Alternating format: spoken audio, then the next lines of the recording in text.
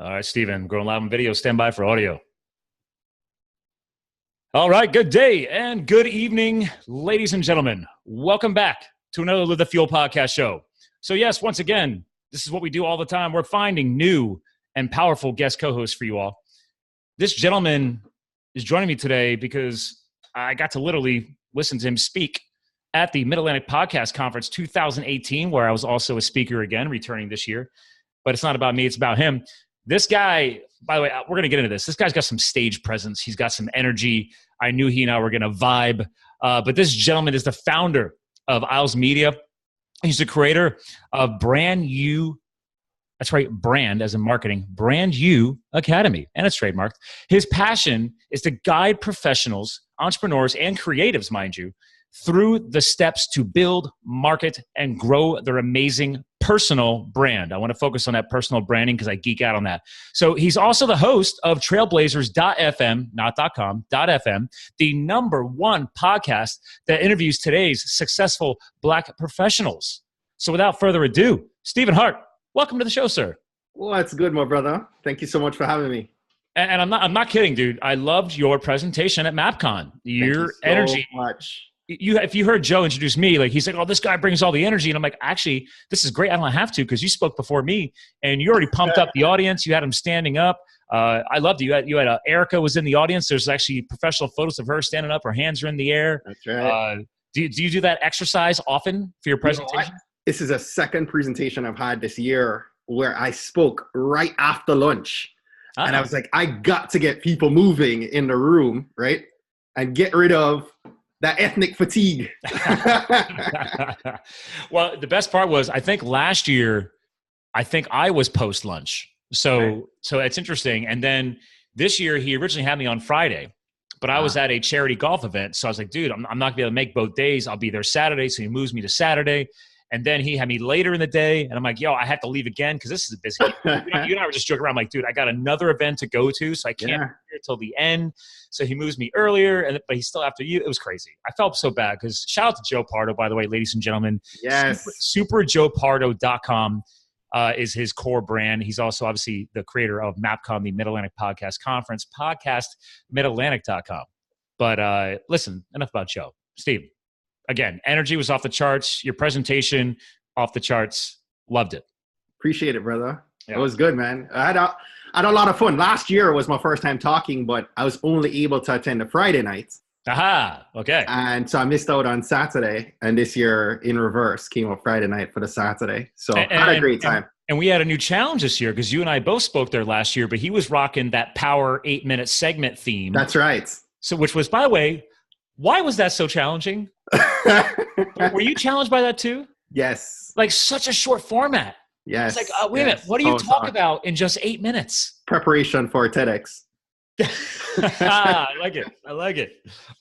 So yeah, ladies and gentlemen, if you ever get into public speaking, I challenge you to challenge yourself to try and do an 8-minute presentation, to hit hard, hit fast, get what you need across, and not go over 8 minutes. So. Right. Yeah. Well, it forces you to get out the absolute best that you have. That's good. And no fluff, right? No fluff. That's true. Yes, filler without the filler. That's a good point, actually. I think a lot of us do. Well, fluff isn't a bad thing, isn't it? Because sometimes, like for us, we're podcasters. And I think you spoke about it with personal branding. I speak about it as a marketing professional too, is that, you got to let in some of the personal stories. People want to see some of the transparency. They want to know who the man or woman is behind the mic. I mean, how do you address stuff like that? I still think you're able to share your story in snippets, and it forces you to give that elevator pitch of your story and share content of value and still get it out in 8 minutes. You probably could do it even shorter if you're really trained to being able to get that message out. I'll give you that. Pretty often, right? Yeah. But you could blab on for 10 minutes talking about you, and you wouldn't be adding value to the people sitting in the room. That's true. So it forces you to get out what you want to share about you first, create that connection, and give. So I'm intrigued. Since we're both talking about public speaking, and obviously, ladies and gentlemen, this isn't really the core of the show, but Steve and I are getting to know each other. This is what we do. So you help people with personal branding. Yes. You do it through your podcast as well as your business and your site. By the way, ladies and gentlemen, I'll do some screen sharing here for the YouTube house out there. But again, you can check him out at Stephen with a PH, And so is this something that you get into too? Because obviously some of your customers and clients probably do need to get into some of that personal brand growth and professional brand growth of getting on stage or speaking in front of people or doing conferences and showing that they have the knowledge out there to grow their own brand. Yes, yes. And the personal branding side of things is something I'm leaning more to now. I've been helping businesses and entrepreneurs for quite some time, right? But it's interesting, Scott, as a podcaster, one of the things that started happening quite a bit in the last 2 years is that a lot of people now reach out to me almost on a weekly basis. I'll probably have anywhere from 5 to 10 people on average that will reach out to me saying, hey, I'd love to be a guest on your podcast. Mm-hmm. And all too often, if I get past the email, right? Because some people, you read the email, you're like, no. But yeah. and you get that, right? But if an email is intriguing and I'm like, all right, let me see what this person has to offer. More times than not, I type this person's name in Google. And it also happens when I meet people out and about. They're not even pitching me, but we meet at a networking event. We meet at a MapCon, and I'm hearing you talk, and I'm like, wow, your story sounds amazing. And I Google you, and nothing comes up. Or wait, like as a name recognition, or are you saying like other detail? The person doesn't have a website, a strong social media presence. Thank you. Right? And well, hold on. Let me argue, Stephen. Let me argue. Maybe I don't want to exist online, like in too much detail, right? If you tell me that, privacy. if you tell me you're the go-to for X, shouldn't you have a following somewhere that validates that? Sure. And gives me that credibility and that trust factor? Yeah. Right? In 2018, your brand has to have an online presence. Mm-hmm. And understand this, right? From a personal branding standpoint, you're either in control and you've taken control of setting up the digital with your website and your social footprint, or you leave yourself open to stuff that is just out there, right? I've helped people in the past, right, that don't have any footprint whatsoever, and you type their name in and you get some arrest record back in college that sneaks up, and argument you had at a HOA meeting. I mean, you kind of leave yourself open to whatever is out there. Hey, I'm loving what you're going with right now, because you just hit on what my actual tagline is literally on my card. So I actually put control how you exist online. Absolutely. Anybody, and let's be clear. What you just hit on, ladies and gentlemen, I hope you heard him. I mean, let's really pause on this. You can exist online. It doesn't take actually a lot of work to get your name out there. For example, the biggest hack that I've told multiple times on multiple shows, LinkedIn. I've been on LinkedIn since it was founded. It was that site taught me what SEO was, because I was like, all of a sudden I put a profile on there. A week later, if you Googled my name, LinkedIn came up. Right. Because LinkedIn is so keyword rich. It's so text heavy. Google loves it. And it's been around a long time. In LinkedIn, the SEO is crazy on its own search. Oh God, yeah. It's amazing. So it's like, if you want to be, there's your hack, ladies and gentlemen. If you haven't really gotten around to building a website yet, even though Steve and I recommend it to control how you exist online, you can control how you exist online in LinkedIn, because LinkedIn is a professional networking platform. And it's legit. It's not your Facebook of the world. No, I still recommend existing on Facebook too, but it's a different demographic. Am I wrong on this? You know what? LinkedIn, I think LinkedIn is extremely powerful. I think all your social media platforms have their respective strengths, right? As well as weaknesses. But LinkedIn provides you so much ammo. You're talking to business professionals who have the ability to hire you, right? Yep. To whether it's you're working as a corporate professional, right? Or you're college graduates, or you're an entrepreneur. I mean, you have the ability to utilize LinkedIn in so many ways. in so many ways to leverage that network to make sure that you set the right impression for recruiters or for potential relationships, business relationships. I agree. I mean, right here, your site, I had to zoom in on it because I just love it. Like, ladies and gentlemen, when you go to his site, StephenAHart.com, I zoomed in. Let me zoom back out. But it says, people are Googling you. Yes, it's been happening a long time. I'm sorry, ladies and gentlemen. It really does happen. I was doing it when I was a coach in the corporate space at T-Mobile. They got rid of our managerial titles. They really wanted us to focus on coaching and developing people and focusing on their strengths and their skill sets they bring to the table to properly career path in a very large organization like T-Mobile. It's a huge brand. And this is back in, God, I was there from 01 to end of 06. So, 5 years.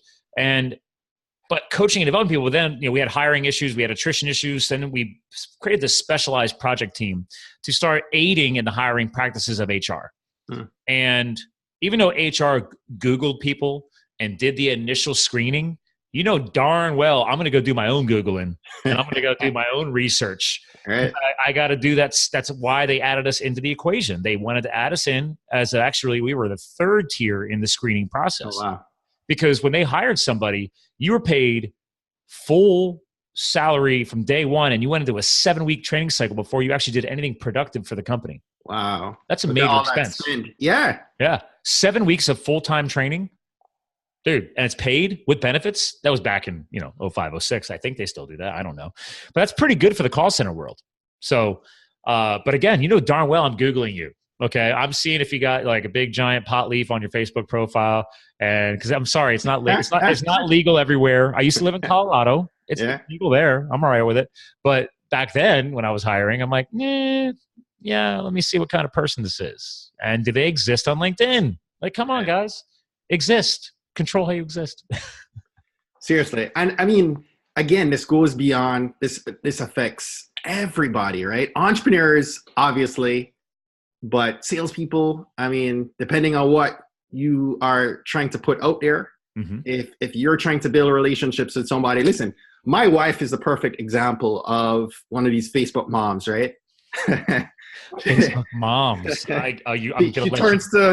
going to have to define that. We got to pause. Come on, Facebook moms. She goes to, if my wife needs a plumber, if she needs an insurance agent, if she needs a financial advisor, name it, a mechanic, she jumps on Facebook, hey, who do you recommend for X? Oh, I've noticed that. Everybody just posts it as a comment now on their wall. And I was like, really? Okay.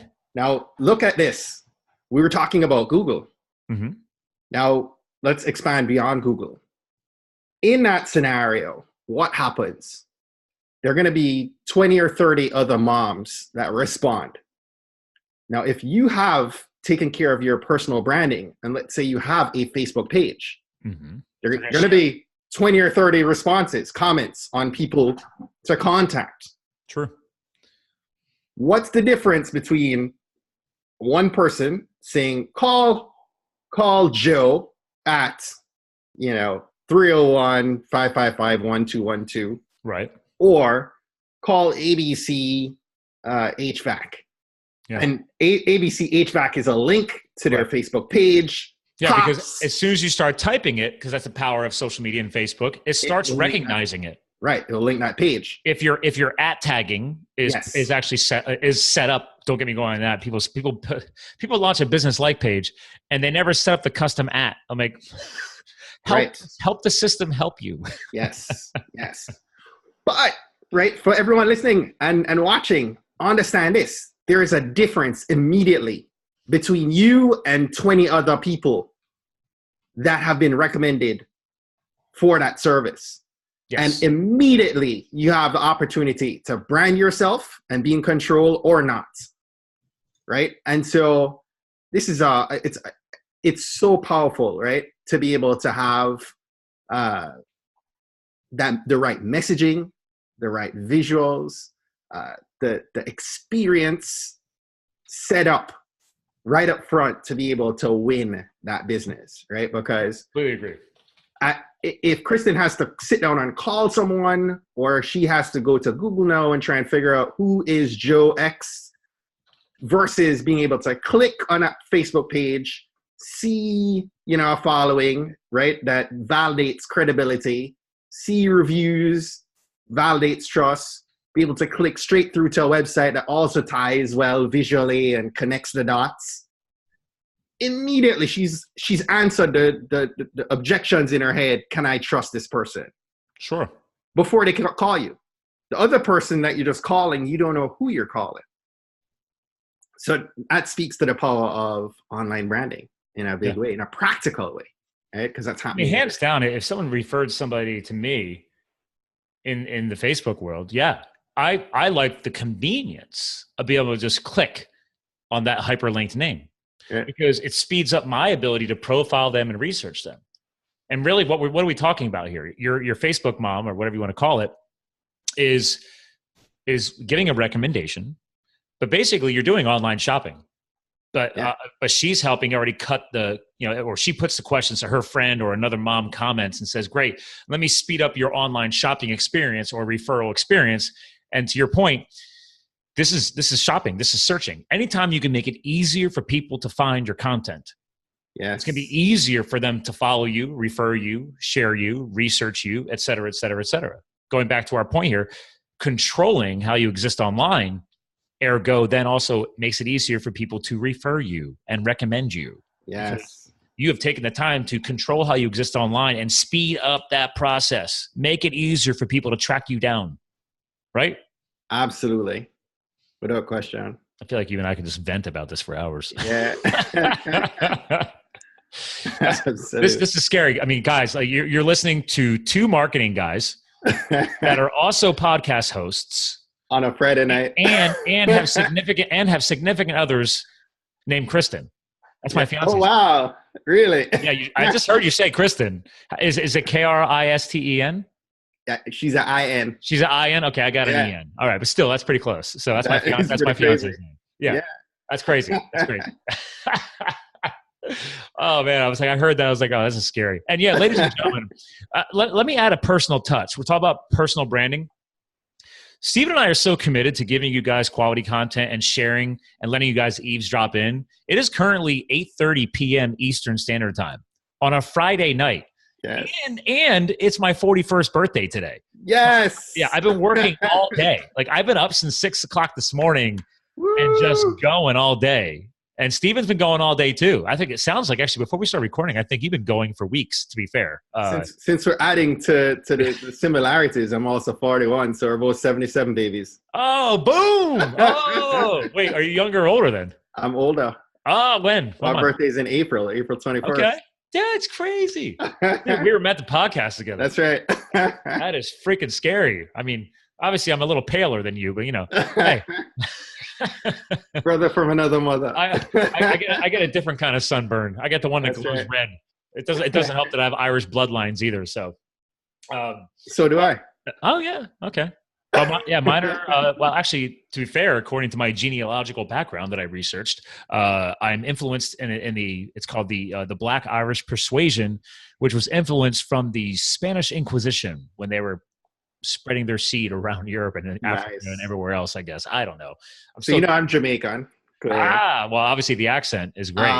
But I did Ancestry DNA, and 50% of my roots tie back to Africa, 25% to Ireland, and 25% to India. Interesting. Okay. Yeah.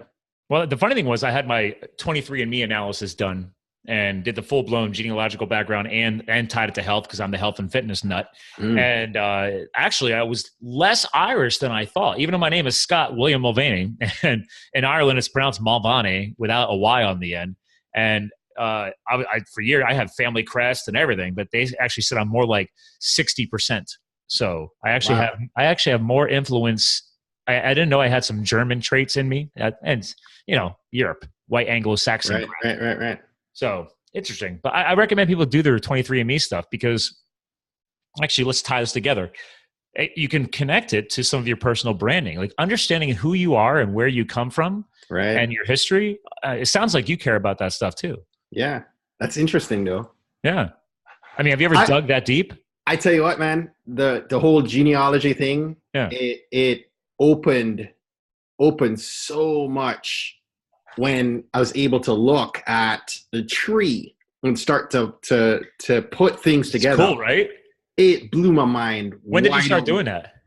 So actually, my wife's mom got into it, and her family is dog way deep, right?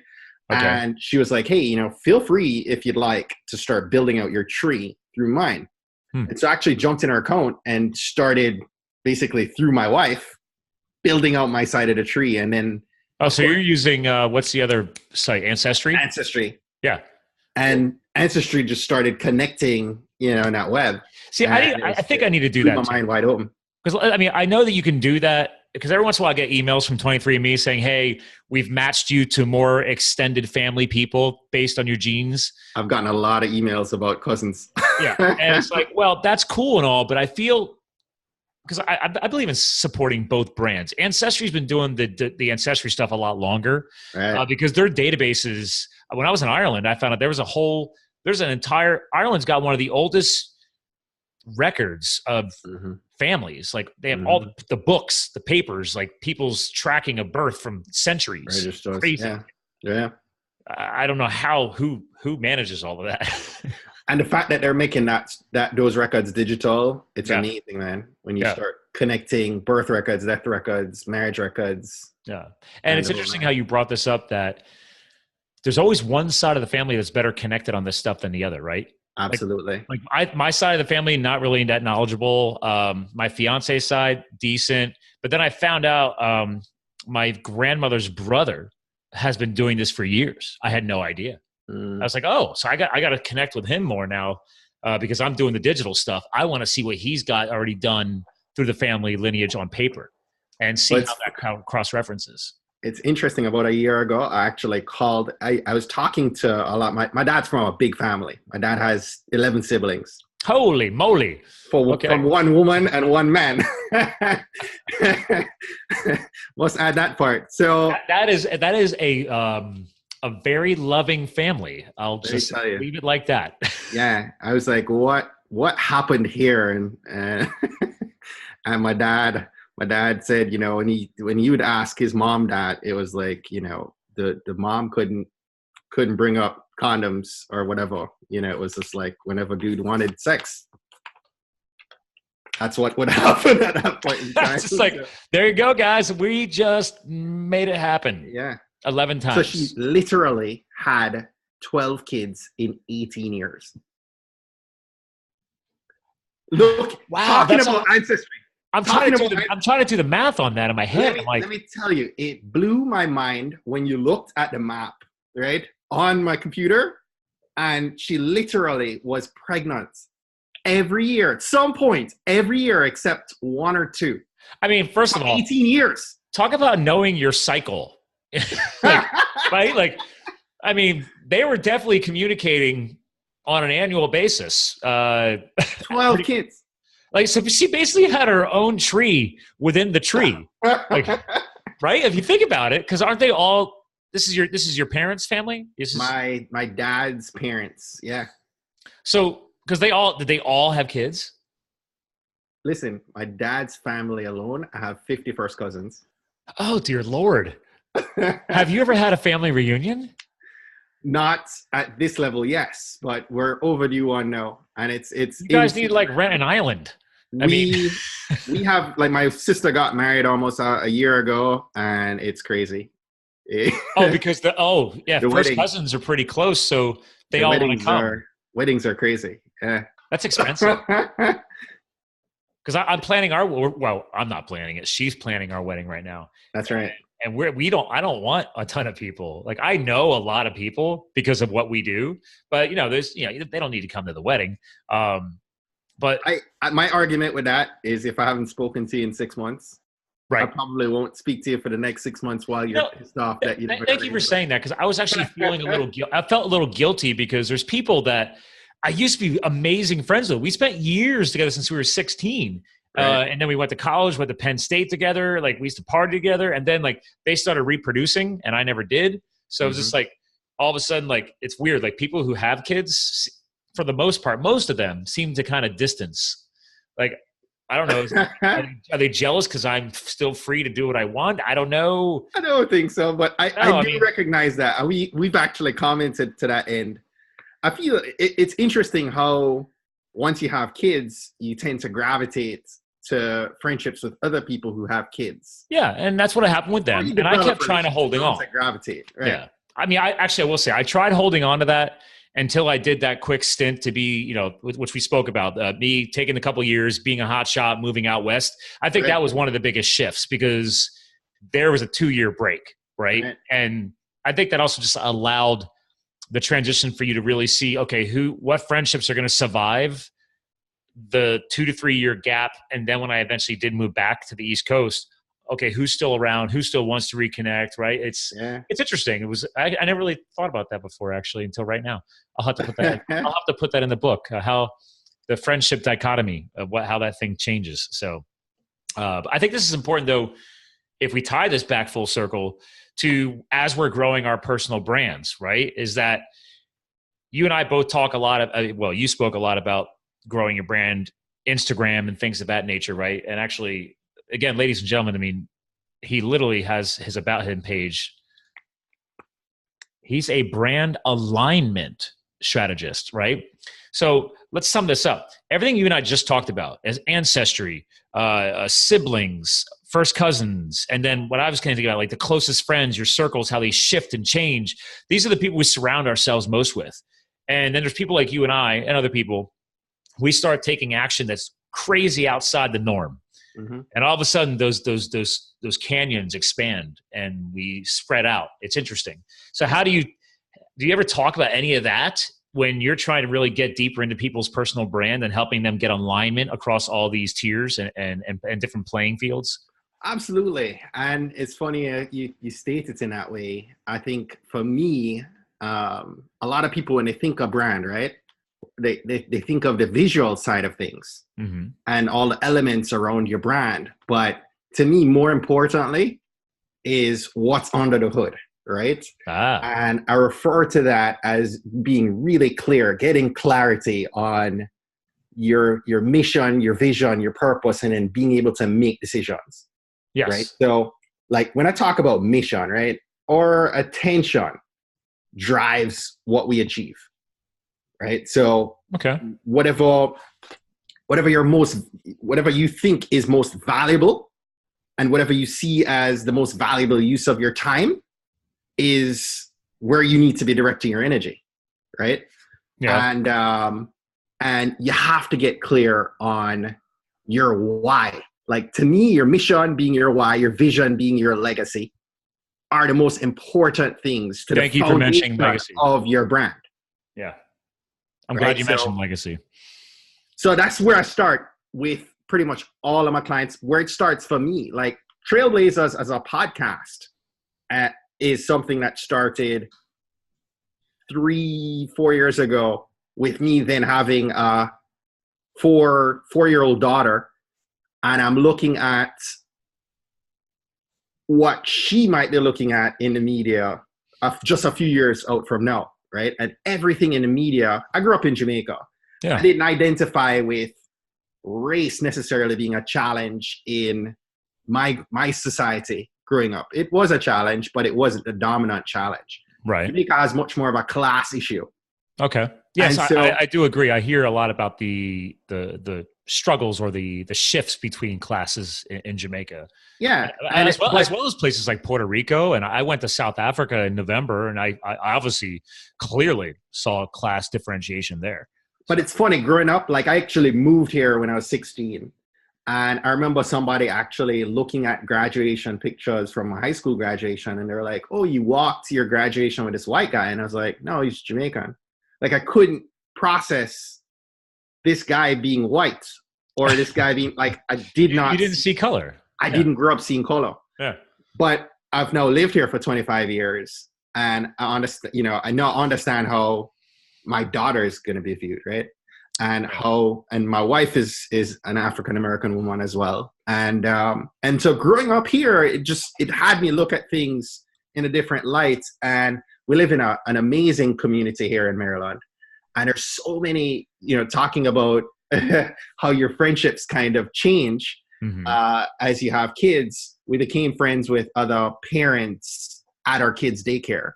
And there's so many people that I'm looking around at, and I'm like, these people are running companies in DC, or, you know, highest rank in the military, and just accomplishing great things. And I was like, why aren't people sharing their story? And so this light bulb moment happens where, you know, I'm like, this is what I need to do, because I've always wanted to start a podcast. As a marketer, I consume so much content via podcasting in the business and marketing space. But I was like, you know, this is mission fuel, right? This is the opportunity for me to share stories that at some point in time, my daughter can connect to and see herself or hear herself in a guest that I've interviewed who's accomplishing an everyday, you know, passion, right? More so everyday passion than what society would tell her that, you know, the only way you could be accomplished is to be a celebrity or musician or athlete.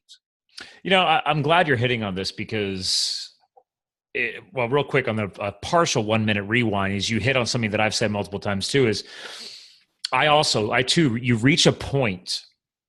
And this is why I really tell people, like, I travel a lot in business, and I love to drive when I can. So I do a lot of miles. I'll be in upstate New York next week, going across the entire state doing business meetings instead of like sorry guys, I don't just jet around in a private jet. I mean, yes, it's way more efficient, but it costs way more for a tank of jet fuel. But so last year in business mileage, I did 37,000 miles in my car. Woo. So talk about your shirt, about execution, right? And no excuses. Like, yeah, there you go. So I'm a busy guy. And there it is. Boom. Again, for the video people, obviously podcasters, you can't see his awesome shirt. Like for today, I'm wearing a shirt called Fat, a documentary, because this was in my Facebook Live video today. Because I got to help with this project, and we got to help crowdfund this movie. And this movie is literally being made about the truth of healthy fats. It'll be out in early 2019. So I helped run the Indiegogo crowdfunding process with the social media. So that's nice. Which is funny because I never did that before. It was like, but the guy's like, listen, he's like, I don't even, the guy never even did crowdfunding before. I've supported lots of crowdfunding, and I do a lot of social media. So he's like, great. He's like, can I just pay you? Because my marketing chick quit. She didn't want to deal with it. Wow. He literally calls me up on the cell phone. He's another podcaster. Now you've done it. He calls me up one day and he's like, Scott, do you want to make some money? Like, that's how the phone call started off. And I was like, how's it going, Vinny? What's wrong, bro? And his like actress, you know, wife, girlfriend, Serena Scott Thomas is like next to him. She's like, hey, Scott. And I'm like, what's up, guys? Again, what's up, dude? And he's like, well, he's like, you're already supporting the crowdfunding campaign. We're a week in, and she bailed. He's like, I need help. I need somebody to keep growing the Instagram and everything else. And I've been working with them ever since. That was almost 6 months ago. So that's awesome. But we got detoured there. The point of that little detour is coming full circle is that he was one of the early podcasters I listened to. I listened to him for 4 or 5 years. And all of my travel, I tell people all the time, my car, even if you're just doing a commute to your job, turn your car into a mobile university. Okay? Yes. Audiobooks, podcasts. There is no excuse to be ignorant to things in this modern era, at least here in North America, in the United States of America. Again, you could take a position on this, but my point is I reached a point where I knew too much, and I had my own message, and I wanted to build my own legacy. And you kind of hit on it just here. You're like, you know what? I need to launch a podcast. Yes, it's also great for marketing, but I've never monetized my show. I pay for it because I'm focusing on the message, and I'm focusing on the content. And again, the legacy that we're putting out there and the messaging we're putting out there. And it sounds like you and I are on the same playing field that way. Yeah. And I heard it said, and it's so beautifully said, that your legacy are the seeds you plant in a garden you'll never see. Ooh, beautiful. Very nice. And I love that for me is what I see this podcast doing, right?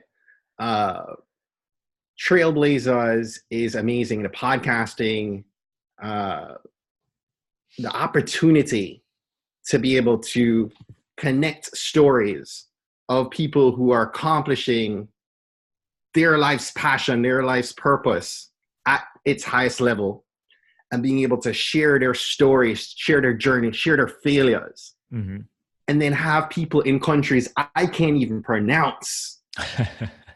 Right? We've been downloaded now in 110 countries around the world. I know. Well, I mean, again, ladies and gentlemen, your tagline, trailblazers.fm is the website. I've already done some sharing. It's actually, it translates over to TB, B as in boy, POD for pod.com. Tagline for the show is exploring successful Black professionals. Yeah. And you are crushing it, by the way. I mean, you're getting after it. Isn't it cool, by the way, to start seeing new countries show up on your data reports?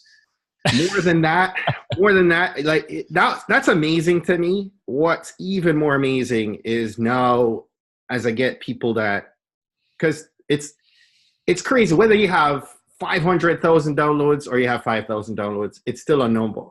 Sure.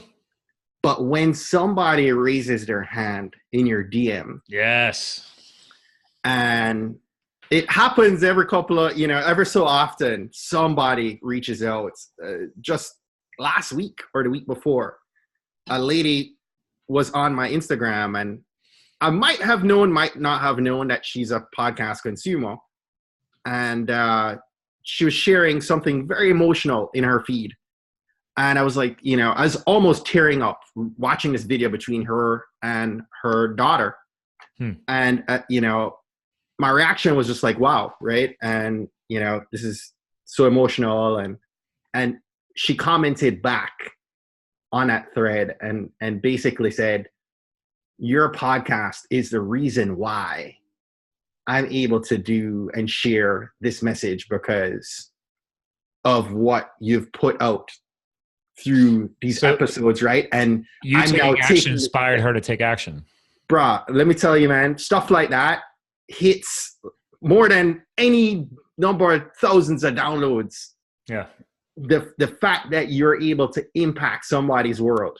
I love your hitting on that because I've gone to MapCon 3 times, podcast movement, and I go to other conferences, and podcasting is now becoming much more talked about in non-podcast conferences. Yes. And again, ladies and gentlemen, the people that are listening, this will all be tagged in the show notes on livethefield.com. I always do all of his profiles, but I'm actually screen sharing the @Stephen A. Hart on Instagram. And the guy's got 15,000 followers. So clearly you are connecting with people and people do love your content. But to your point, whether you have 15,000 followers or 500 followers, whether it's Instagram or podcast downloads, I love the fact you're emphasizing here this has happened to me, when you have a few people that actually start regularly commenting on your posts, or they purposely take the time to private message you and share something as simple as, thank you for this podcast episode, or thank you for that message, or sometimes they just say, and it's not like the trolling people who say, oh, I love your content. Like they said, dude, I loved such and such post on such and such date, or they actually comment on that post. Like, okay, that's not a troller or just a regular spammer. Like, oh, wait a minute. And then take the time to reply back. Here's an action statement, actually. So yes, I'm sure you replied back, right? Yeah, and you guys are having a conversation. It's like, dude, wow. Like somebody is inspired and motivated and took action because of that one show.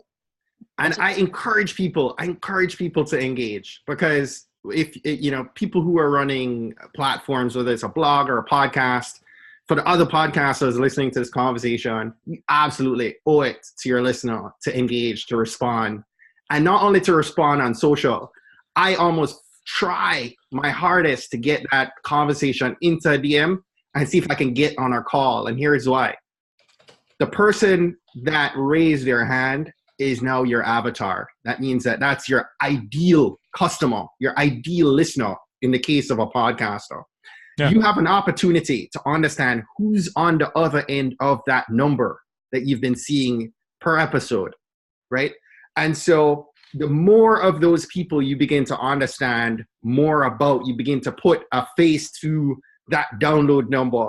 I know that it's Deborah. I know that it's Richie. I know that it's Annette. I know, what they do. I know whether or not they're single or married, how old they are. I can begin to connect with them on LinkedIn and put up, a number to how much income they earn. Yeah. Listen, I begin to paint this clear picture, and I begin to understand more about the challenges. Remember, I was talking about this at MapCon, beginning to understand what's keeping these people up at night. Yeah. What are they challenged by? What is their pain points, right? And then when you start to have more and more of those people, because you don't just have one avatar, right? You have dozens.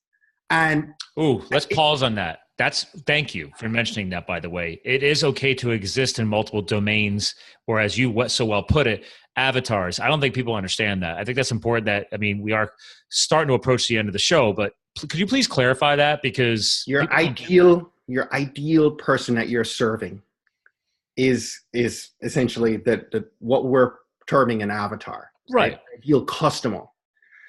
And whether you're serving, if you're a podcaster, for example, you might have grandma listening to your podcast, and you might also have your nephew listening to your podcast, right? You might also have a college graduate. You might also have a corporate leader. You could have a retiree from another country like Ireland or something. We're talking about 4 or 5 different people, different age groups, different places in their life, different everything, right? Mm-hmm. They all love your podcast. Yeah. But you need to start looking at, okay, not just your own interest for this podcast, but how can I serve these people so that they keep coming back for more content? Yeah. And if you begin to understand the parallel, where the opportunities meet with all these people, right? You can begin to serve up content. If you're interviewing people, you begin to figure out who you could interview more of to serve those people, what they're wanting to come back to hear. So it's one of the reasons why I'm like you. Like, I'm a marketing professional. I love personal branding. I'm working with a couple clients now. A new client just reached out to me because he's had a blog for over a year with him and his wife, and they're ready to start growing the brand. And they reached out to me. I didn't. Like, he's like, hey, he's been on the show. He's an oncologist, cancer doctor, and we were talking about the keto lifestyle. But so, like, we were geeking out about health. But he also knows now, thanks to the podcast, thanks to following me online, that I'm a branding guy. And then I'm honored that he even reached back out to me. He's like, hey, is it cool if I book one of your, slots on your site to work with you and some branding discussions? I'm like, well, yeah, I'd be honored to work with you and your wife. Like, they came to me.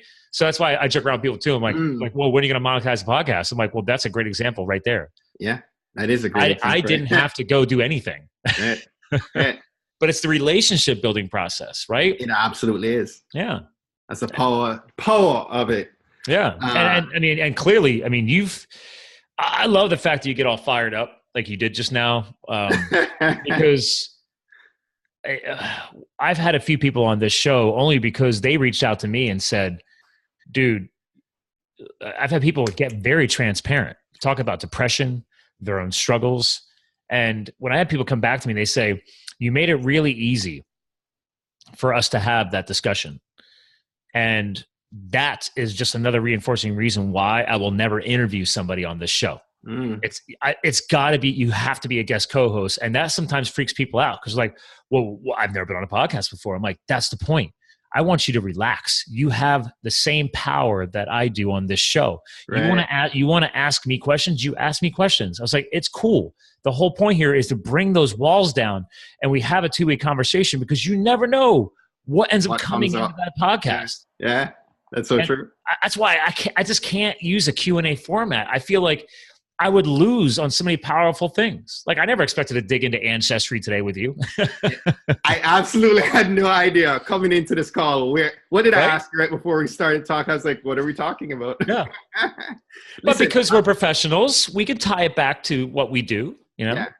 I want to share. I want to just share this one tip before we wrap up today. Please do. But for everyone listening, I shared here the importance of understanding your mission and your vision. Your mission at the end of the day comes down to why you want to do what you're trying to do, right? And the tip to that end is it has nothing to do with money.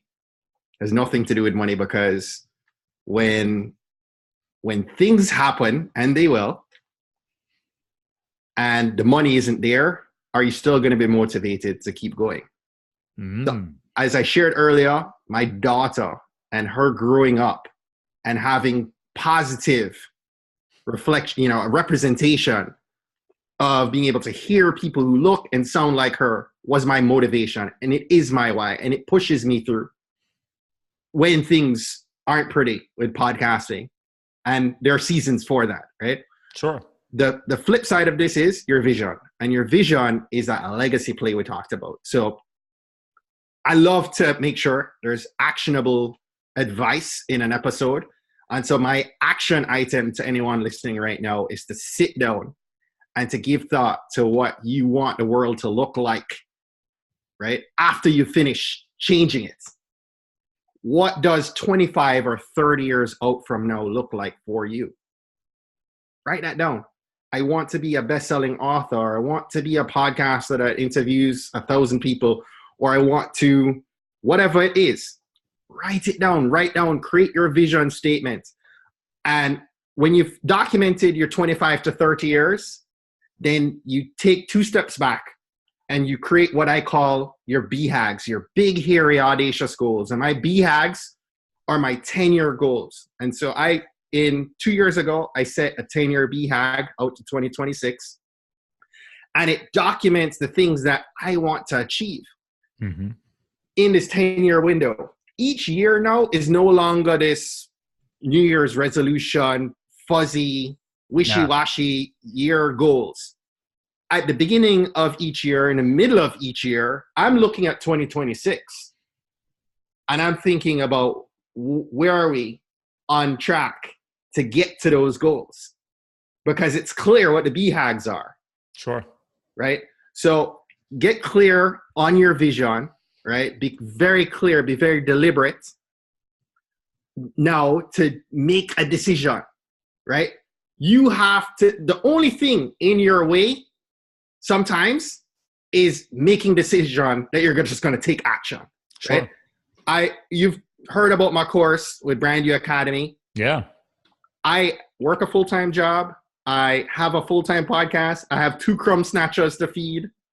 There's no more time in the day. Pause. Crumb snatchers. Hashtag crumb snatchers. Okay. I have 2 crumb snatchers to feed, right? And so me creating Brand New, and I have other clients that I serve from the branding side.